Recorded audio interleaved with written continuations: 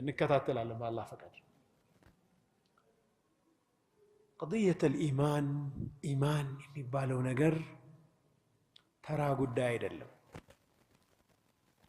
በጉዳዮች ቅደም ተከተል ውስጥ ወደ ታች የምንወስደው አይደለም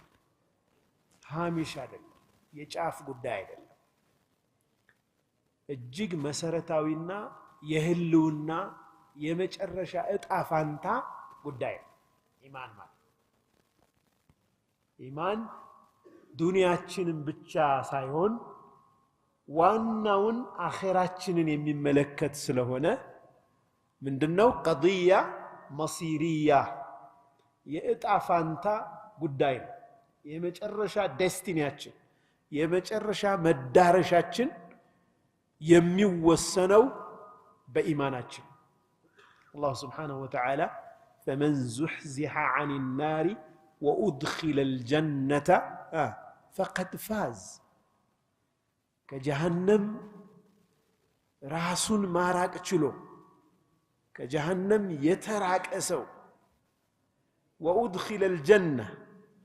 جنة يقباسو فقد فاز سكيت عما سو مالت السنو قال الله سبحانه وتعالى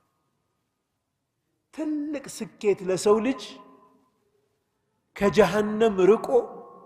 جنة ماجد لمن دنيا مجرشا بموت تقواچالج عند سو تمچوم التمچوم اغنيم አጣም መጨረሻው ምንድነው ከሞት መዳን ይቻላል አይቻልም አይደለም መጨረሻው መደምደሚያው ሞት ከሞት መዳን ቢቻል ኑሮ አሽረፈ الخلق عليه الصلاه والسلام ይድኑ ነበር كل نفس ذائقة الموت وإنما توفون أجوركم يوم القيامة فمن زحزح عن النار وأدخل الجنة فقد فاز ينقروا كل مقواجع مدمدميو موت مهون نقرنا الله ማንኛውም ነፍስ ሞትን ቀማሽ ነች አለና